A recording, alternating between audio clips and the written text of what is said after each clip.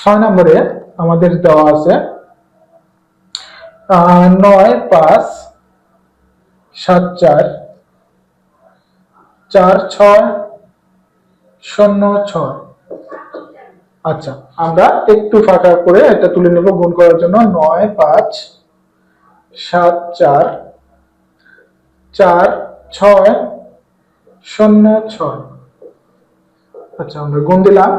এখন দেখো তাহলে প্রথমে আমাদের 4 ছক 24, 24 এর 4 আমরা একটু সাইডে এগুলা তুলে নেব যাতে আমাদের সুবিধা হয়। 24 এর 4 হাতে থাকে 2, 6 7 42, 42 আর হাতে 2 যোগ করলে হবে 44, 44 এর 4 হাতে থাকে 4, 5 ছক 30, 30 আর 4 যোগ করলে হবে আমাদের 34, 34 এর 4 হবে আবারও হাতে থাকে 3, 6 9 54, 54 আর 3 55, 56, 57।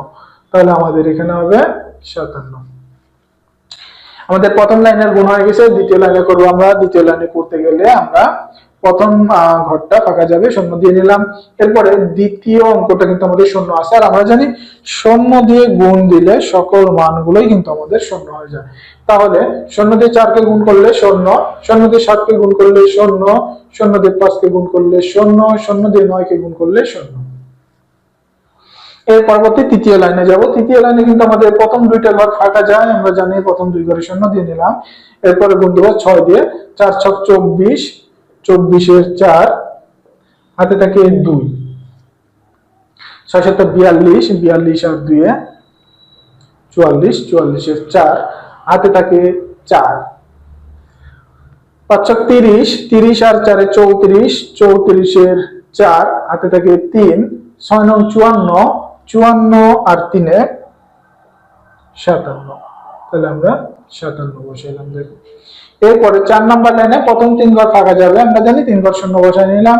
এরপর আবার গুণ করলাম 4 4 16, 16 6 হাতে থাকে 1, 16, 16 6 হাতে থাকে 1, 4 7 28 আর 1 29। তাহলে 29, 29 এর 9 হাতে থাকে 2, 4 5 20, 20, 20 আর 2 22, 22 এর 2 হাতে থাকে 2,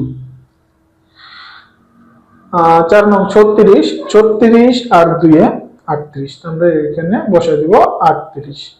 আমাদের গুণ করা হয়ে গেছে। এখন আমরা 4 লাইনের মানগুলো যোগ করব। 4 0 0 0 4 হবে, 4 0 0 0 আবারও 4, 4 0 4, 4 4 8, 8 আর 0 8 হবে, 7 0 4, 7 আর 4 11, 11 আর 6 17, 17 7 হাতে থাকে 1, 5 আর 4 9, 9 9 18 আর হাতের 1 যোগ করলে 19, 19 এর 9 হাতে থাকে 1, 7 আর 2 9, 9 হাতের 1 যোগ করলে 10, 10 এর 0 হাতে থাকে 1, 5 আর 8 13, 13 আর হাতের 1 যোগ করলে 14, 14 এর 4 হাতে থাকে 1, 1 আর 3 যোগ করলে 4 আমাদের পরবর্তী সংখ্যা।